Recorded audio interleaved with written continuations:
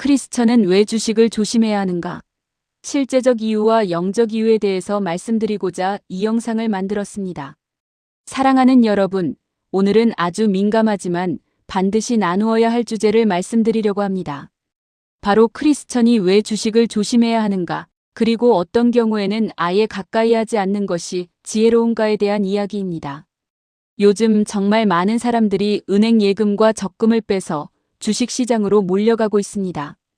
예전에는 차곡차곡 모으는 삶이 미덕이었다면 지금은 빨리 불리고 크게 벌어야 한다는 분위기가 너무 강해졌습니다. 그러나 우리는 이 흐름 앞에서 냉정해야 합니다. 모두가 간다고 해서 그 길이 안전한 길은 아닙니다. 많은 사람이 몰려간다고 해서 그곳이 축복의 통로인 것도 아닙니다. 먼저 저는 실제적인 이유부터 말씀드리고 싶습니다. 첫째, 주식은 엄청난 경제적 손실을 가져다 줄 수 있고 개인과 가정과 가족까지 피폐하게 만드는 동기가 될 수 있습니다. 평생 모아온 예금과 적금은 크게 수익을 주지 못할 수는 있습니다. 하지만 적어도 원금을 송두리째 날려버릴 가능성은 없습니다. 그런데 주식은 다릅니다. 주식을 시작하는 순간부터 돈을 버는 것이 아니라 먼저 잃지 않아야 하는 싸움이 시작됩니다. 주식격언에도 그런 말이 있습니다. 주식은 수익을 내는 게임이 아니라 잃지 않는 게임이라고 말입니다. 그런데 사람은 늘 큰 돈을 벌겠다는 환상으로 들어갑니다. 이번에는 다르다. 조금만 타이밍을 잘 맞추면 된다. 남들도 버는데 나라고 못 벌겠는가. 이런 생각으로 들어갔다가 결국 깡통을 차는 경우가 얼마나 많습니까? 한순간의 판단 미스로 평생 모은 돈이 무너지고 노후 계획이 흔들리고 가정의 미래까지 어두워질 수 있다는 사실을 먼저 알아야 합니다. 주식은 결코 가벼운 돈놀이가 아닙니다. 잘못 발을 들이면 폭망의 지름길이 될 수 있습니다. 둘째, 주식시장에 들어서는 순간 수많은 유혹의 손길이 뻗쳐옵니다.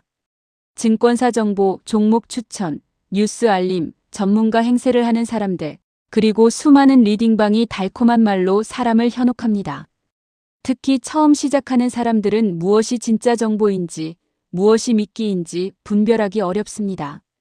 이 종목은 곧 급등한다. 지금 안 사면 기회를 놓친다.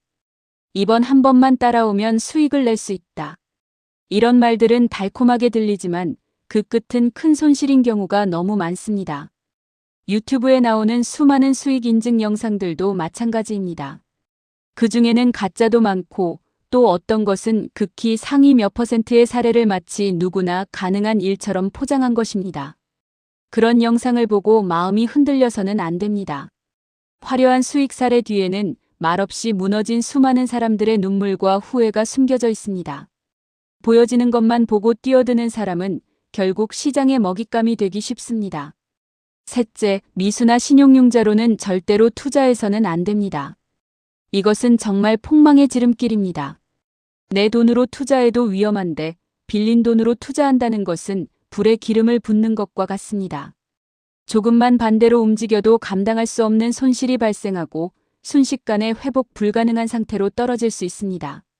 많은 사람이 잠깐만 하다가 거기서 무너집니다. 빚을 내서 투자하는 순간 투자는 더 이상 투자가 아니라 압박이 되고 공포가 됩니다. 그리고 공포 속에서는 절대로 바른 판단을 할 수 없습니다. 넷째, 절대로 단타 형식의 투자는 하면 안 됩니다. 하루에도 몇 %, 몇십 %의 수익을 꿈꾸며 달려들지만 현실은 정반대인 경우가 많습니다. 짧은 시간에 크게 벌 수 있다는 환상 때문에 들어가지만 짧은 시간에 더 크게 잃는 것이 단타의 현실입니다. 특히 개인 투자자, 소위 개미들은 단타로 성공할 수 없는 구조 속에 들어가 있는 경우가 많습니다. 정보도 늦고 대응도 늦고 심리적으로도 흔들리기 쉽습니다. 결국 급등할 때 따라붙고 급락할 때 던지고 가장 나쁜 타이밍을 반복하게 됩니다.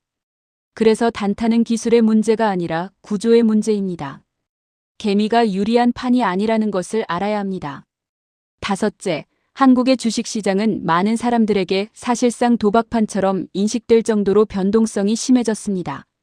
널뛰기 같은 장세, 갑작스러운 급등과 급락. 뉴스 하나에 뒤집히는 분위기 속에서 버틸 수 있는 개인은 많지 않습니다. 조금만 엇박자로 판단해도 순식간에 나락으로 떨어질 수 있습니다. 처음에는 노년을 준비하려고 시작했을 수 있습니다. 가정의 새로운 계획을 세우기 위해, 자녀를 위해, 미래를 위해 시작했을 수 있습니다. 하지만 그 결과가 하루아침에 불행한 삶으로 바뀐다는 사실을 알아야 합니다. 한순간의 손실이 단순한 숫자로 끝나지 않고 부부 갈등이 되고 가족 불화가 되고 잠 못 이루는 밤이 되고 삶의 의욕을 꺾어버리는 상처가 될 수 있습니다. 그래서 주식은 단순히 돈의 문제가 아니라 한 사람의 삶 전체를 흔들 수 있는 문제라는 것을 알아야 합니다. 여기까지가 왜 주식을 조심해야 되는지에 대한 실제적인 이유였습니다. 그런데 크리스천에게는 여기서 끝나지 않습니다. 우리는 단지 현실적인 손해만 따지는 사람이 아니라 영혼의 상태를 살피는 사람이기 때문입니다. 그래서 이제는 크리스천이 왜 주식을 조심해야 하는가에 대한 영적 이유를 말씀드리고 싶습니다. 먼저 분명히 말씀드리겠습니다. 이 말은 주식 그 자체가 무조건 죄라는 뜻은 아닙니다. 또 주식하는 모든 사람이 잘못되었다는 뜻도 아닙니다. 여건이 되어 가진 돈으로 가치 투자를 한다면 그건 또 다른 문제일 것입니다. 그러나 우리는 늘 하나님 앞에서 물어야 합니다. 이 일이 내 믿음을 살리는가, 아니면 약하게 만드는가? 이 질문 앞에서 주식은 많은 그리스도인에게 결코 가벼운 문제가 아닙니다. 주식은 겉으로 보기에는 단순한 투자처럼 보이지만 실제로는 탐심을 자극하는 통로가 되기 쉽습니다. 성경은 탐심이 우상 숭배라고 말씀합니다. 돈 자체가 문제가 아니라 돈이 내 마음의 주인이 되는 것이 문제입니다. 처음에는 생활의 보탬이 되길 바라는 마음으로 시작했을지 모릅니다. 그러나 시간이 지나면 마음이 바뀝니다. 조금만 더 벌고 싶고 이번에는 꼭 수익을 내고 싶고 잃은 것을 다시 만회하고 싶어집니다. 그 마음이 커지면 어느새 하나님보다 계좌를 더 자주 바라보게 됩니다. 아침에 눈을 뜨자마자 말씀보다 시세창을 먼저 보고 기도보다 뉴스 속보에 더 민감해지고 하나님의 평안보다 빨간 숫자와 파란 숫자에 마음이 더 흔들리기 시작합니다. 이쯤 되면 이것은 단순한 재테크 문제가 아니라 예배의 문제가 됩니다. 내 마음이 누구 앞에 무릎 꿇고 있는가의 문제이기 때문입니다. 크리스천은 세상의 방식으로 사는 사람이 아닙니다. 우리는 보이는 숫자보다 보이지 않는 하나님 나라를 바라보는 사람들입니다. 그런데 주식은 자꾸 우리의 시선을 땅에 붙들어 매려 합니다.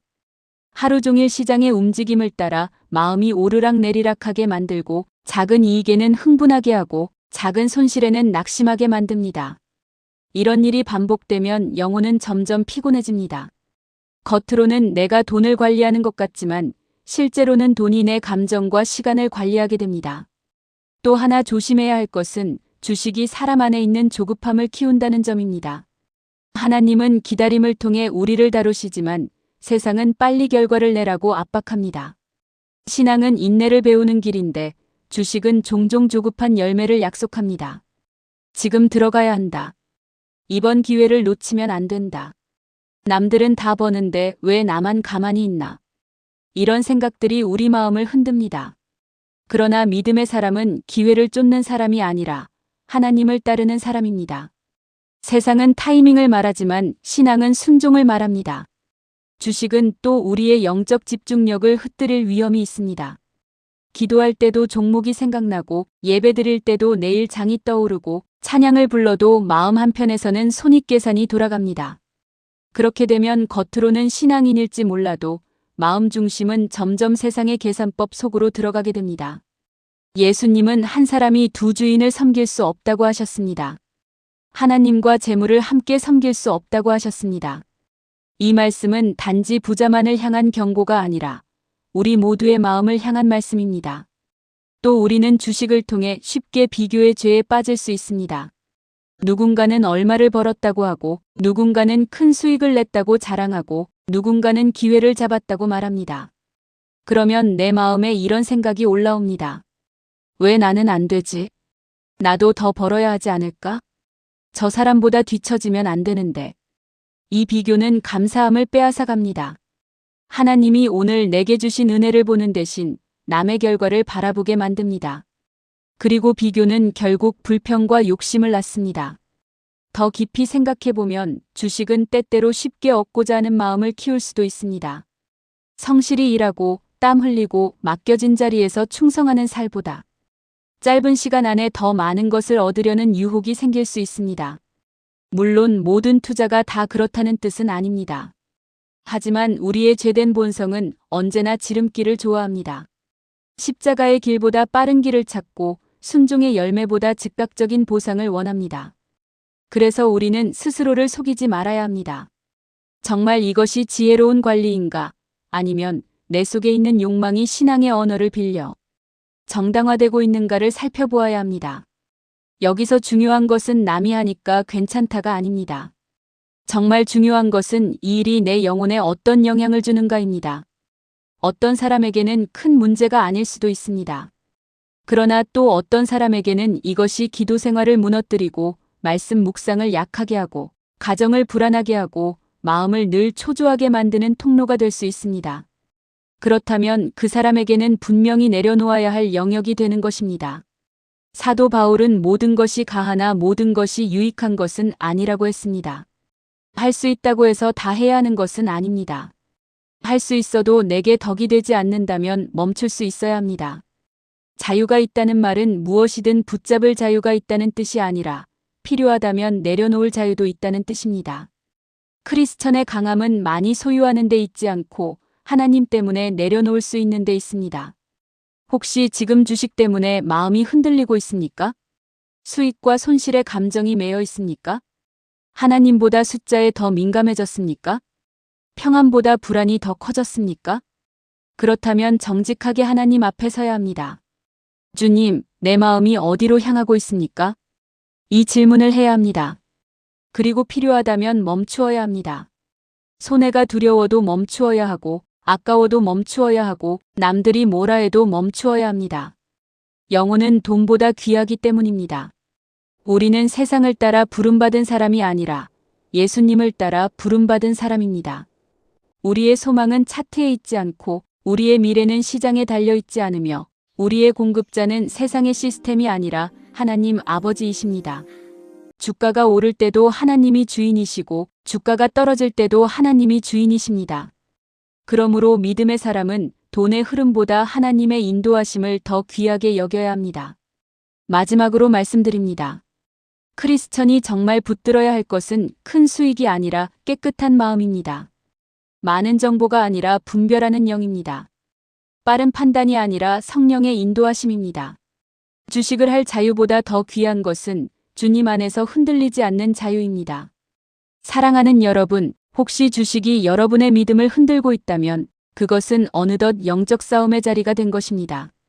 그럴 때는 세상 사람들처럼 어떻게 하면 더 벌까를 묻기 전에 크리스천답게 어떻게 하면 하나님과 더 가까워질 수 있을까를 먼저 물어야 합니다. 부디 돈 때문에 영혼을 잃지 마십시오. 수익 때문에 평안을 잃지 마십시오. 욕심 때문에 가정을 잃지 마십시오. 그리고 무엇보다도 하나님보다 앞서는 그 어떤 것도 우리의 마음 중심에 두지 마십시다. 민감한 부분의 이야기를 끝까지 들어주셔서 감사합니다. 더 행복한 삶을 위해 그리고 주님과 동행하는 삶이 되길 원하는 마음으로 이 글을 씁니다. 샬롬.